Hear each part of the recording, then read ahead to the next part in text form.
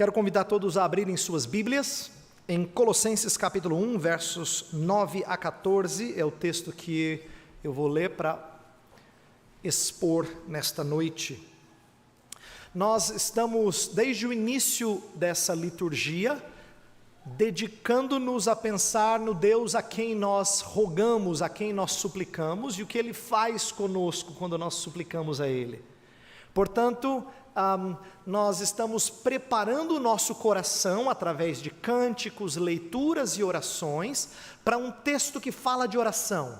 Nós vamos ler Colossenses 1, de 9 a 14, que fala sobre uma oração intercessória, uma súplica de Paulo pela vida dos colossenses. Acompanhe a leitura que eu farei dos versos 9 a 14. Colossenses 1, de 9 a 14.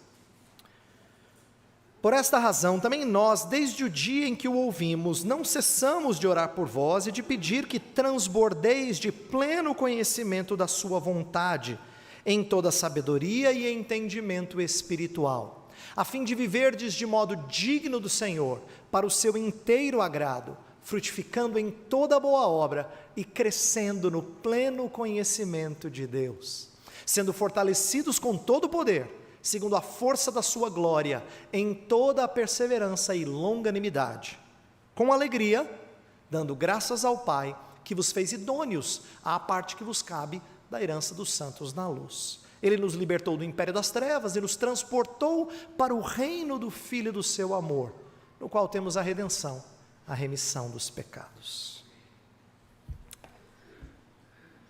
Temos exposto Colossenses já há 2 domingos, esse é o terceiro, e a ideia é a gente estudar Colossenses devagarzinho, trecho a trecho. Farei algumas pausas ao longo da minha exposição, mas quero que nós caminhemos gradativamente no entendimento de uma carta que expressa um apóstolo que não conhece essa igreja, preocupado com a sua saúde. No domingo passado nós vimos que ele agradeceu a Deus por aquilo que Deus já fizera na vida deles, estava fazendo no mundo e já fizera na vida deles, e agora a gente vai ver, ele suplica por um cristianismo pleno. Isso me faz lembrar uma história que nunca saiu da minha mente. Esses dias eu estava relembrando, minha filha mais velha, Bianca, até falou: pai, eu lembro daquela lá do restaurante, não é? Eu falava assim, quando eu era adolescente, eu visitei um restaurante chinês com o meu pai, e uma coisa muito engraçada, pelo menos para mim foi engraçada, aconteceu. À medida que eu ia comendo, no restaurante eles serviam água, você bebia um gole, alguém vinha lá e servia de novo. Aí você bebia 2 goles, ia lá e servia de novo. Aí você bebia mais meio copo, servia. O copo nunca ficava vazio. Eu acho que era uma estratégia para você beber mais e comer menos. Mas pelo menos uma coisa curiosa acontecia naquela experiência, que era assim, o lugar transmitia a ideia de que havia abundância de água. Nunca faltava água. Aqueles que lá estavam sempre tinham água transbordando dos seus copos, em plenitude. Eu acho que isso é um símbolo simples daquilo que tem que ser a vida do cristão. Plenitude do Espírito, texto de Efésios 5 que nós lemos fala disso, não é uma coisa que acontece uma vez, e não é só o objetivo final, é algo que deve ser praticado regularmente. Assim como aquela garçonete vinha e servia o copo, todas as vezes que eu dava um gole, plenitude do Espírito é algo que deve ser buscado repetidas vezes. Ser cheio do Espírito, portanto, é um esforço contínuo do povo de Deus. Esvaziar o nosso copo nunca é vantagem. A ideia é que ele sempre permaneça cheio, sendo cheio, enchido do Espírito Santo. É claro que quando eu falo de ser cheio do Espírito, de ter um cristianismo pleno, algumas pessoas podem pensar nas implicações disso. Existem alguns evangélicos de linha mais mística, mais carismática, que gostam de falar de um evangelho pleno. Inclusive tem algumas organizações que têm esse título do evangelho pleno. O problema é que para eles evangelho pleno significa Jesus Cristo mais dons espetaculares. É Jesus que me salvou na cruz, ressuscitou, mas tem que ter milagres, curas, línguas e toda o conjunto de dons espetaculares. Aí sim você experimenta evangelho pleno.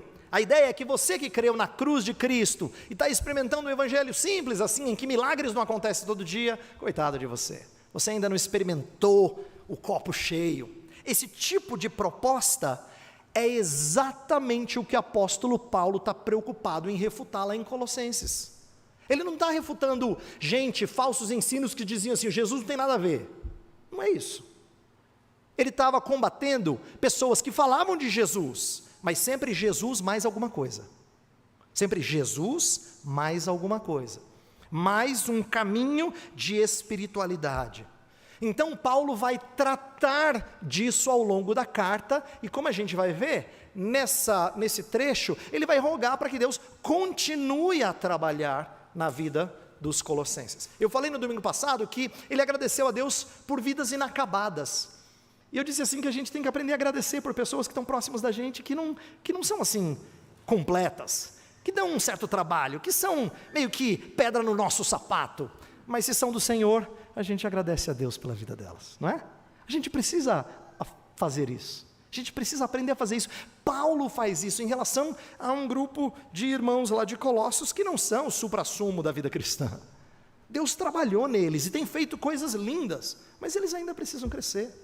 Tanto é que a continuidade do texto vai mostrar que ele não só agradece por eles, como quem diz, chegaram no alvo, agora acabou, vamos para casa.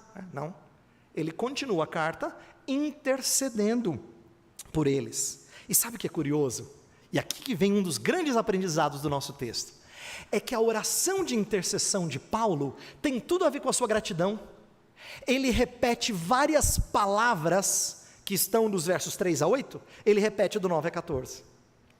Então, olha comigo, veja só, no versículo 6 ele fala assim, desde o dia em que ouvistes. No verso 9 ele começa, desde o dia em que ouvimos, então ele está repetindo uma frase. No versículo 3 ele fala que ele sempre ora. No versículo 9 ele fala, não cessamos de orar por vocês. No versículo 8 ele fala do Espírito, no verso 9 ele vai falar de um entendimento espiritual.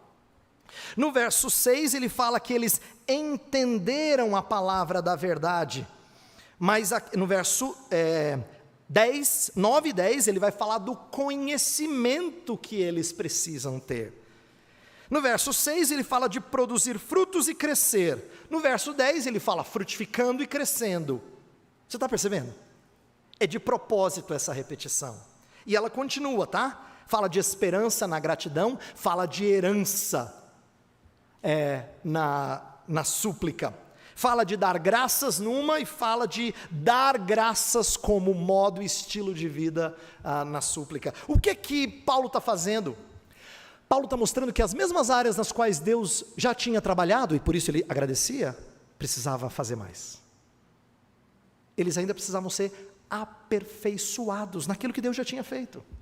Então não é assim, nessa área, dou graças a Deus, não precisa mais melhorar, viu? Chegou no 100%, tá jóia, agora vamos trabalhar outras? Não é isso. Paulo ora pelas mesmas coisas, ele faz repetição de várias palavras e ideias de propósito, para a gente entender que ele precisa suplicar por crescimento contínuo. Por isso que o nosso texto começa assim, por esta razão, por tudo que eu falei aqui, vou continuar suplicando por vocês. Não é assim, por essa razão eu não preciso orar mais, é o contrário, por essa razão, então agora eu vou interceder por vocês. Se os de Colossos haviam conhecido a graça divina na conversão, agora precisavam crescer na percepção dessa graça. Graça é assim, a gente nunca chega no fundo dela, a gente conhece uma parte, mas a gente precisa mergulhar para sermos inundados por ela. Então é isso que ele espera dos colossenses, mas o texto é uma oração, e por ser uma oração, tem uma lição muito interessante aqui.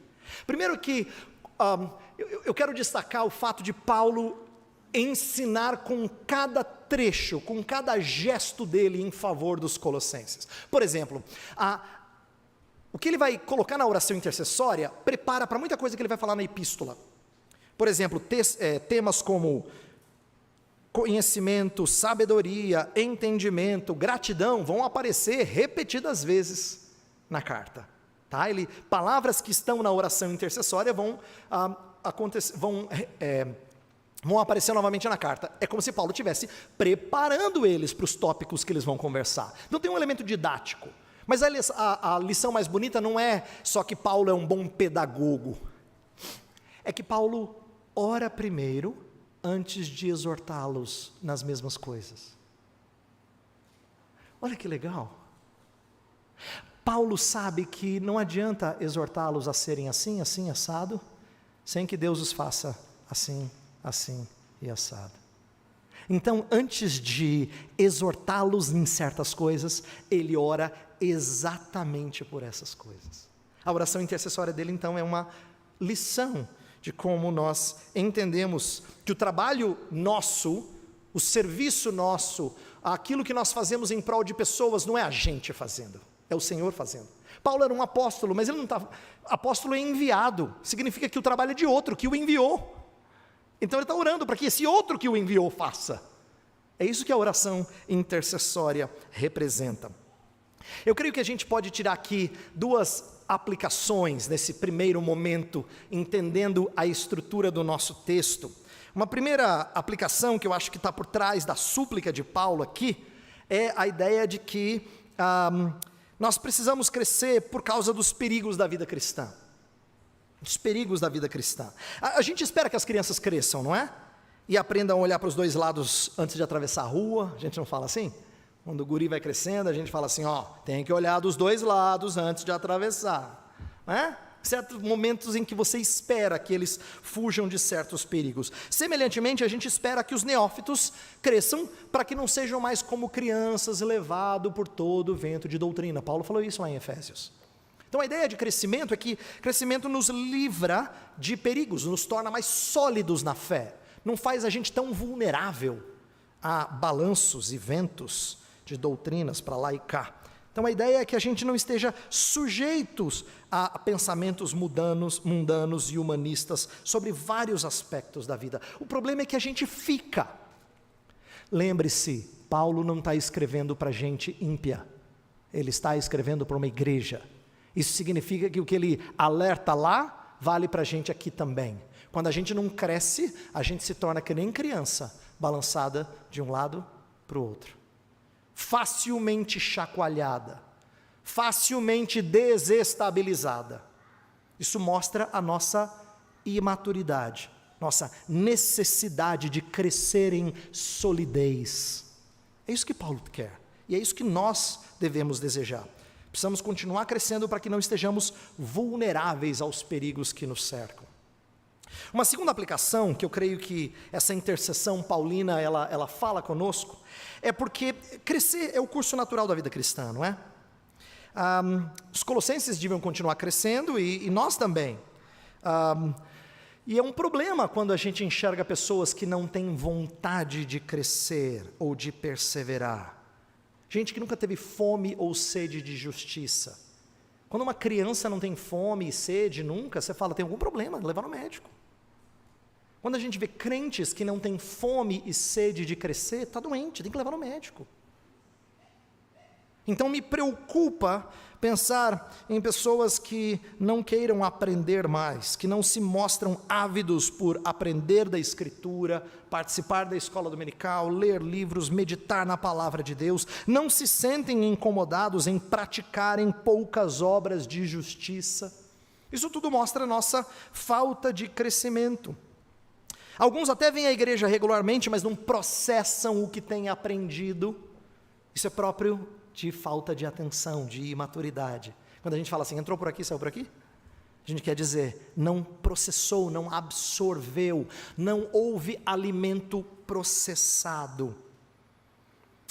Nós estamos vivendo dias em que muitas igrejas voltaram e alguns dos seus membros não voltaram. Um problema recorrente no nosso país, na verdade no mundo. Pessoas que por conta do temor, não é só cautela, há momentos em que a cautela é muito aprovada, ela é sábia, mas é mais do que só cautela, é medo mesmo, não voltaram a adorar o Senhor, ou se acomodaram na sua vida de cristianismo pela internet. Então isso revela muita gente que não tem vontade de crescer, gente doente. Gente doente, enferma, que ainda não aprendeu a necessidade de crescer. Então eu quero me basear nessa passagem hoje para nos exortar, para nos levar a suplicar que o Senhor nos desperte.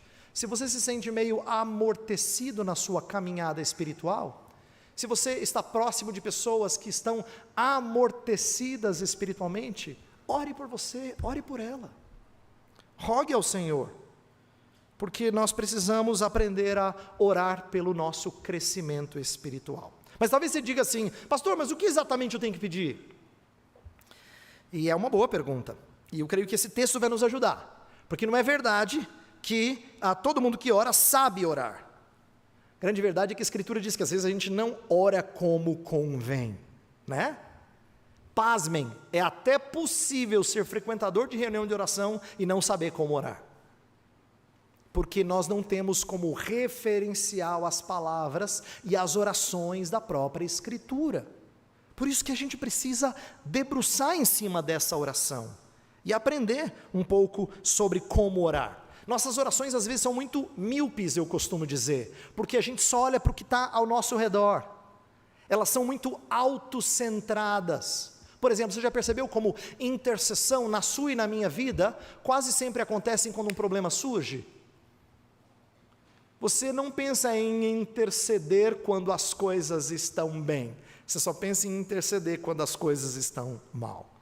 Eu li, me preparando para essa mensagem, eu li um trechinho de uma carta de C.S. Lewis, aquele famoso escritor, em que ele escreve à sua irmã e ele diz assim, minha irmã, ore por mim, por favor interceda por mim, porque a vida está muito tranquila e eu tenho preocupações. Olha que legal. Intercessão não acontece só quando tem problemas ao nosso redor. Prática de vida intercessória de oração deveria ser algo comum no nosso meio. Então nós vamos aprender com Paulo como é que a gente suplica em favor de um cristianismo mais pleno, de uma vida mais cheia do Espírito de Deus e da sua graça. Olha para o versículo 9. Por esta razão, também nós, desde o dia em que o ouvimos, não cessamos de orar por vós e de pedir que transbordeis de pleno conhecimento da sua vontade em toda sabedoria e entendimento espiritual. Paulo então está entendendo que não basta a fé, o amor e a esperança que ele mencionou nos versos 3 a 8, isso não basta para que a igreja de Colossos esteja bem, eles precisam crescer nisso. Eles já haviam demonstrado essa fé, esse amor, essa esperança, mas ele quer que a vida deles sejam transbordadas por essas virtudes. Essa é uma oração muito preciosa. É interessante que eu enfatize o transbordar e eu lembre a você do copo cheio de água, porque não só espiritualmente, em todas as áreas, mas também espiritualmente, a gente corre sempre o risco de nos compararmos a quem é inferior. Pode perceber, quando o seu coração está enganoso e você é criticado, você logo procura uma referência pior do que você. A gente nunca se compara com quem é bem melhor, né? Se eu chegasse assim para o Valdir e falasse, Valdir, você não conhece teologia igual doutor fulano de tal? E você falou, pastor, mas também o senhor está querendo demais, né? Porque a gente nunca se compara com quem está acima, a gente sempre se compara com quem está abaixo. A gente procura referenciais inferiores. Mas Paulo não vai abaixar o nível de comparação, sabe? Ele não vai pedir por algo pequeno. O padrão dele é sempre cheio, continuamente cheio. E é isso que a gente tem que buscar na vida cristã. O verso, ele fala sobre sermos transbordados ou transbordeis do pleno conhecimento da sua vontade. Literalmente seria, sejais enchidos. É na voz passiva aqui. Sejais enchidos do conhecimento da sua vontade. Então eu quero fazer 3 observações sobre essa frase. Primeiro, a gente tem que ponderar sobre quem enche, né? Quem é que enche? Segundo, com o que essa pessoa enche? E em terceiro lugar, quanto que enche? Então, rapidamente, um pouco sobre cada um desses pontos. Primeiro, quem é que enche? Então o fato do verbo estar na voz passiva no original, significa que não é algo que você faz, sabe? É algo que fazem contigo. Transbordar do pleno conhecimento da sua vontade é o que Deus faz com você. Em Efésios, Deus enche com o Espírito, a mesma ideia. E aqui ele enche com a sua vontade, mas é sempre Deus o agente de tal plenitude. Não é o homem que tem a jarra de água na mão. É Deus que tem a jarra de água e enche o seu copo repetidas vezes. Então, quando Paulo e Timóteo, que Timóteo está junto com ele aqui nesta carta, ele saúda e também Timóteo, quando eles oram pelas igrejas, eles estão orando para que Deus encha, para que Deus os encha do pleno conhecimento da sua vontade. O pedido deles, então, é uma oração. Isso aqui é uma lição muito interessante, porque eu não quero pegar esse texto e dar uma pancada em vocês.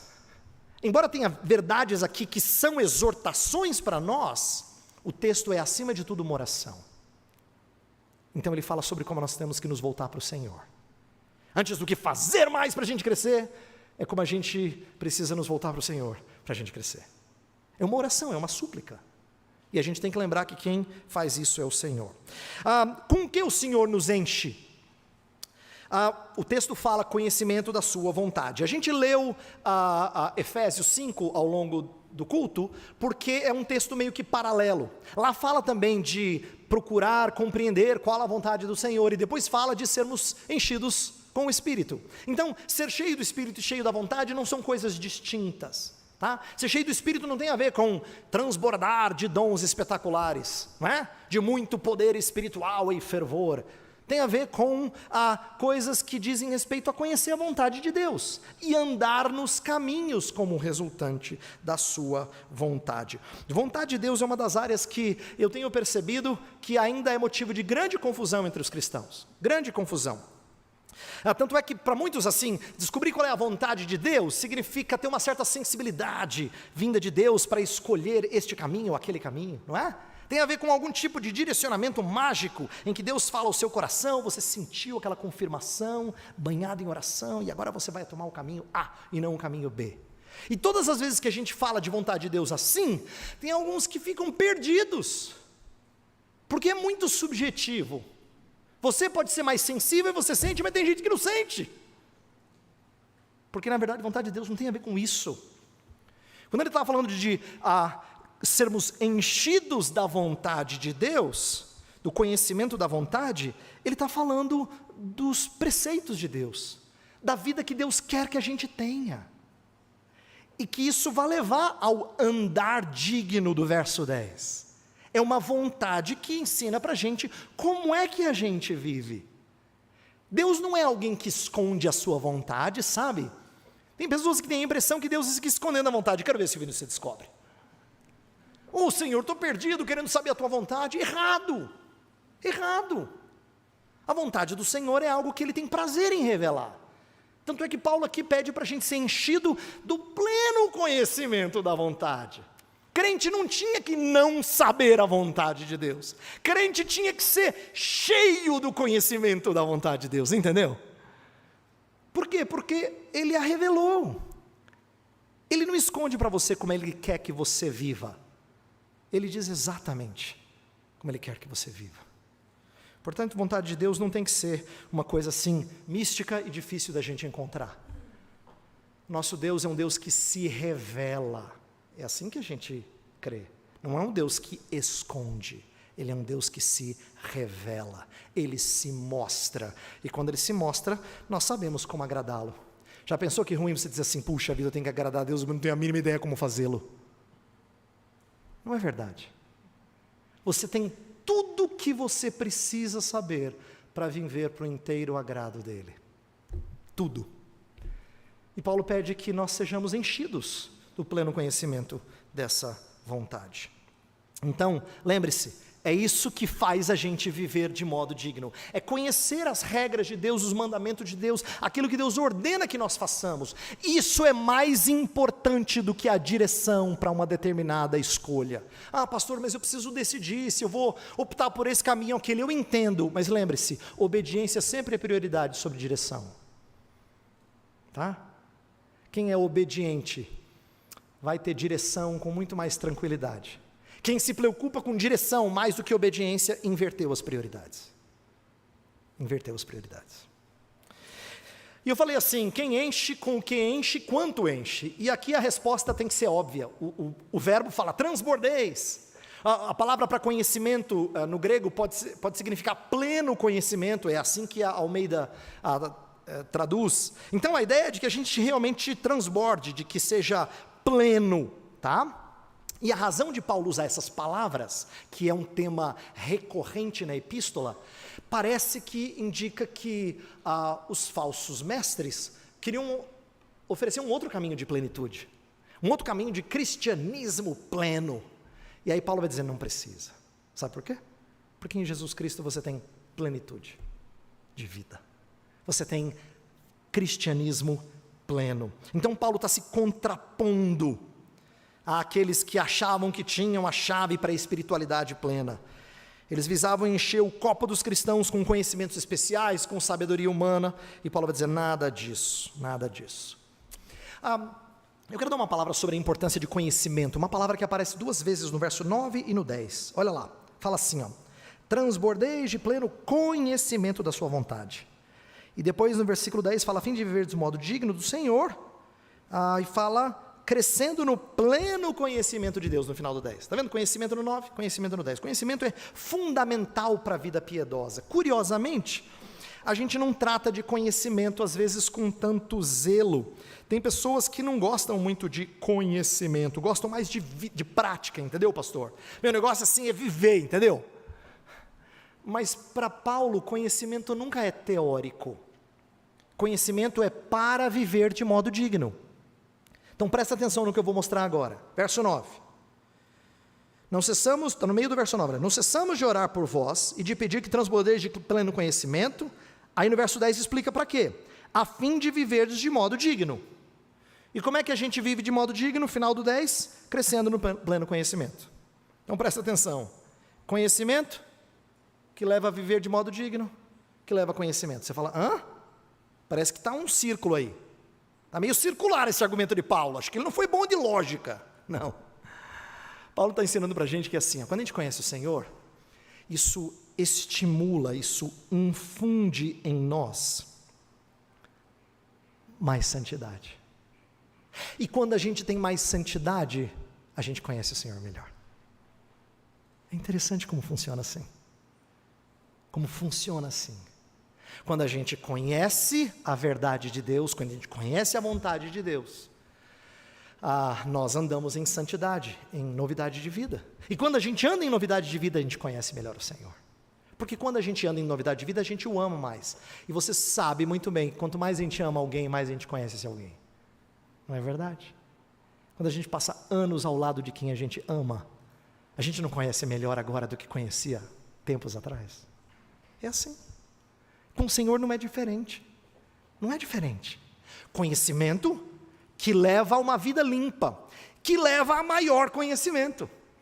Um relacionamento mais profundo de amor com esse Senhor. Então, eu quero que você entenda a importância de ouvir uma boa aula, de ouvir um sermão que expõe as Escrituras corretamente, de realmente ter conhecimento da palavra. Quando o reverendo Bruno, eu ou qualquer um dos presbíteros ou os outros pastores em nossa igreja, qualquer pessoa estiver ensinando a verdade de Deus, isso não é apenas para a gente encher mais a nossa cabeça, é porque na verdade é isso que promove a vida limpa. Se é bom conhecimento, procede do Espírito de Deus. O final do verso 9 fala de entendimento espiritual, significa entendimento do Espírito. É por isso que Paulo ora. Ele quer que a gente tenha mais conhecimento, mais sabedoria, mais entendimento que vem do Espírito. A ideia é que o Espírito é que concede essas coisas, Ele é que nos faz crescer. E para quê?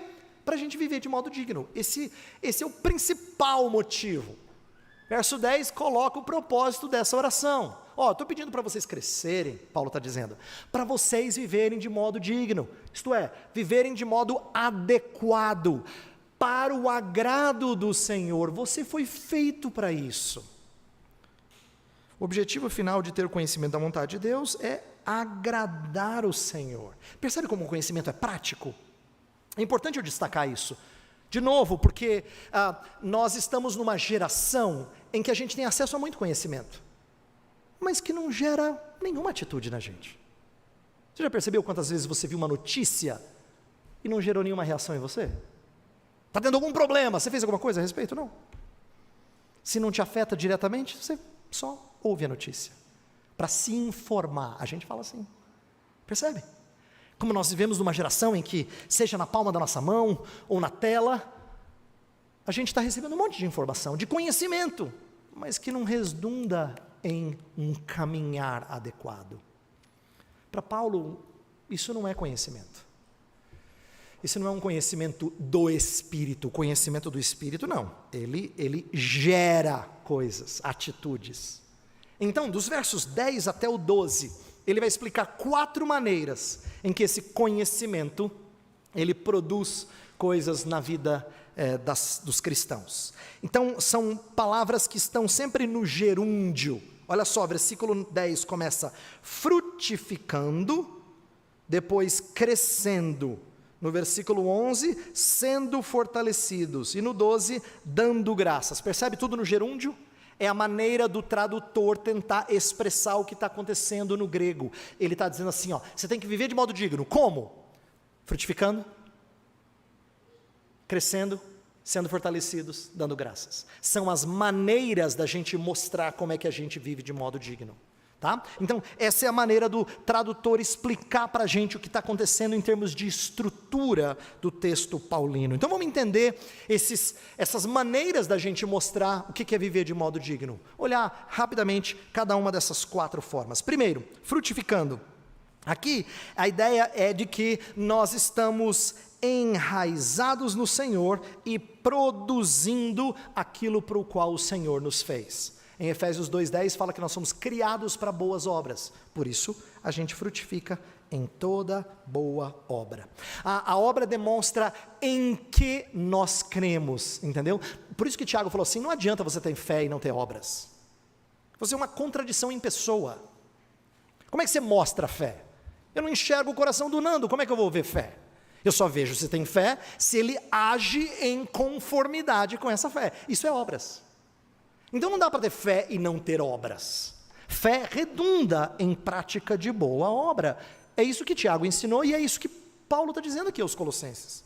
De que nós temos que frutificar. Lembra que Jesus disse que sem ele nada podeis fazer e aquele que não frutifica está pronto para ser cortado fora. Na videira, onde a seiva é riquíssima, você tem que frutificar. Você tem que frutificar. Então, a primeira maneira da gente viver de modo digno é com obras que demonstram em que nós cremos. E aqui, frutificando e depois o crescendo, que é o segundo gerúndio aqui, fazem alusão a algo que eu mencionei rapidamente no domingo passado. Eu quero repetir aqui para o seu aprendizado. Frutificar e crescer são uma alusão àquilo que Deus deu ordem ao primeiro casal, lá em Gênesis 1. Sede fecundos. Multiplicai, enchei a terra. A ideia é que Adão e Eva fossem os grandes propagadores da imagem de Deus. Eles foram feitos imagem de Deus e depois receberam uma ordem. Multipliquem essa imagem. Mostrem a mim em todo o mundo. Deu certo? Aí Deus resolve enviar o último Adão, aquele que é a imagem do Deus invisível. E ele então transforma pessoas como você e eu, para que a gente comece a frutificar em toda boa obra, crescer no conhecimento. Percebe? Cristo faz o que o primeiro Adão não fez. E agora possibilita até você a participar dessa obra divina de fecundidade e expansão. Por isso que eu já disse antes, que a gente não pode olhar para Gênesis 1:28, eu já mencionei isso outras vezes, mas eu faço questão de repetir, porque esse é um conceito que a gente não trabalha muito.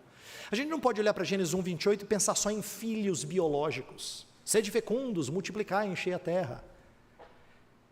Até porque ímpios têm filhos biológicos e eles não reproduzem a imagem de Deus da maneira que agrada ao Senhor.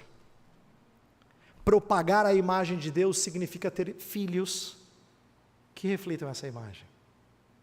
Por isso que Paulo, mesmo não sendo um homem casado, tinha filhos, não é? Na fé, que eram imagem do Senhor e que espelhavam a Deus por onde passavam. Esse tem que ser o nosso grande anseio, que nós tenhamos representantes de Cristo, frutificando, crescendo. O segundo gerúndio, crescendo, na verdade significa sendo edificados. De novo, é Deus quem constrói você, tá? É Deus quem edifica. A gente busca o crescimento, mas o crescimento vem de Deus. É Ele que promove isso em você. Então, frutificando, crescendo. O terceiro gerúndio é sendo fortalecidos. Aqui é muito bonito porque o verso 11 coloca que a gente é fortalecido com o poder que vem de Deus. O texto não fala explicitamente que é de Deus, mas você logo deduz, porque fala assim, sendo fortalecidos com todo o poder, segundo a força da sua glória. Está falando do Senhor. E é isso que nos permite andar em perseverança e longanimidade. Olha que interessante. Esse poder de Deus é um poder que, às vezes a gente perde de vista o tamanho dele. Tanto é que Paulo disse assim, que ele orava pelos efésios, para que eles conhecessem um poder que é capaz de fazer infinitamente mais do que pedimos ou pensamos. Já pensou? O poder do Senhor Deus pode fazer mais na sua vida do que você consegue pensar, e até do que você tem pedido. É esse poder que Paulo diz, está disponível, e a gente pode ser fortalecido por ele.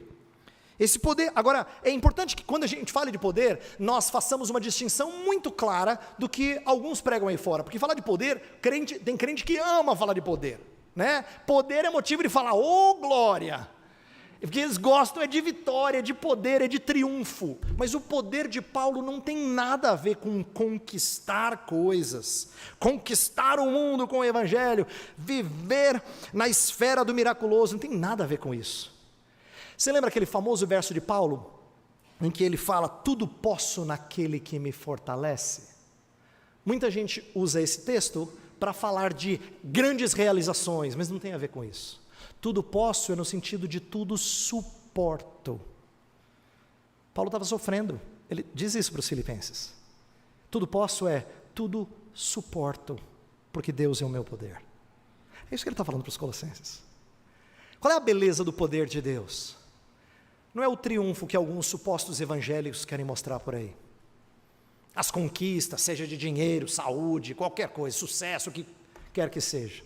Crescimento absurdo da igreja, não importa. Tudo isso encanta o mundo.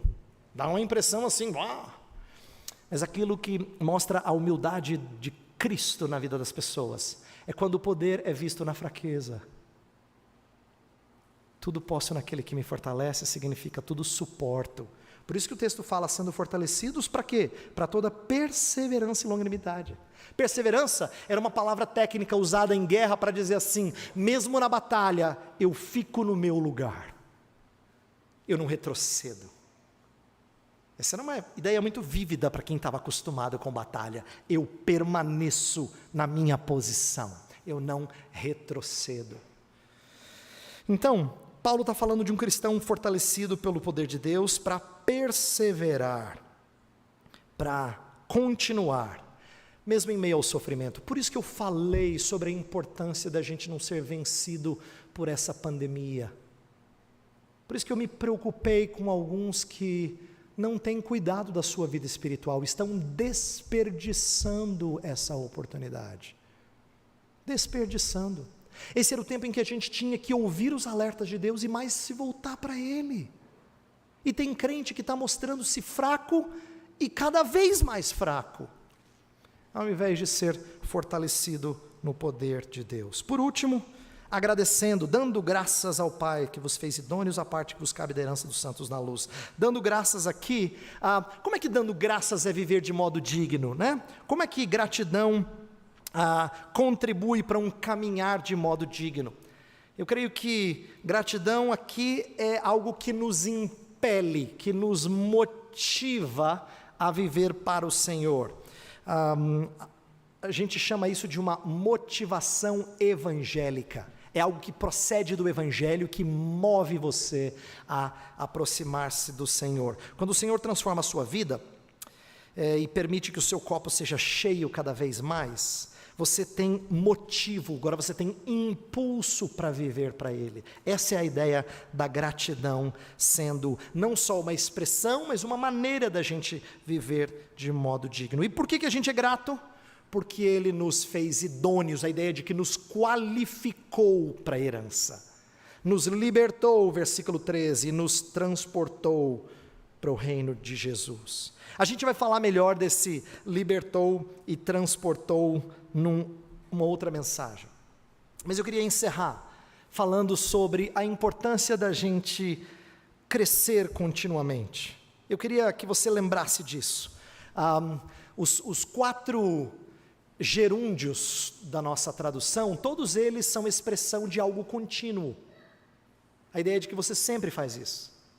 Você sempre frutifica, você sempre é edificado, você sempre é fortalecido e você sempre deve agradecer. Não é uma coisa que a gente faz de vez em quando ou que precisamos de vez em quando. Lembra? O seu copo tem que se manter sempre cheio. Sempre cheio. Mas eu disse que eu não estava falando essas coisas para só dar um puxão de orelha em vocês. Na verdade, eu estou dizendo essas coisas porque a gente precisa orar por isso. Pedir isso ao Senhor. Eu repito, nós estamos vivendo tempos que revelam a fragilidade de muitos evangélicos. Peça a Deus para te livrar disso, para você não ser um desses, para que você seja fortalecido pelo seu poder. Vamos fazer isso agora? Feche os seus olhos. Vamos falar com o Senhor.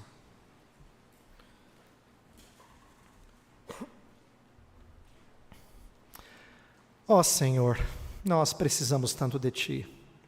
Tu és a nossa herança, Tu és a nossa porção. Nós temos coisas guardadas por Ti, nós almejamos tê-las, mas agora, enquanto vivemos nesse mundo quebrado de sofrimento, nós precisamos ser fortalecidos pelo Teu poder, para mantermos nossa posição nessa batalha. Nós precisamos ser edificados por Ti mesmo, para que continuemos a crescer rumo à estatura da varonilidade de Cristo. Nós precisamos frutificar porque estamos radicados em Jesus Cristo. E isso tudo, Senhor, é viver para o Teu agrado. Nós somos feitos para isso. Então, Senhor, à medida em que essa pandemia confunde tantas pessoas ao redor do nosso país e do mundo, faz o Teu povo focado, certo do que deve buscar, suplicando por essas coisas sempre, para que seja alvo da obra maravilhosa do Senhor. Ó Pai, ouve a nossa oração, atende a nossa oração, por amor do Teu Filho e por agência do Teu Espírito. Amém.